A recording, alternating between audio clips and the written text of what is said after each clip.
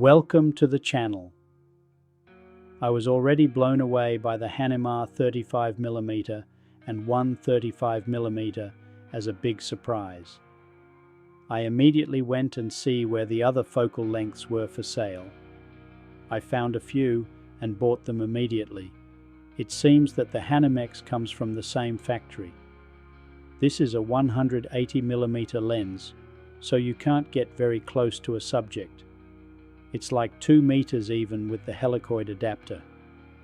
Yes, I get to see the great quality as with the 35mm. Excellent sharp lens and surprisingly beautiful effects due to the 180mm. Those bokeys are unbelievable. It's tough to maneuver in our garden, but I got a ton of beautiful things in return.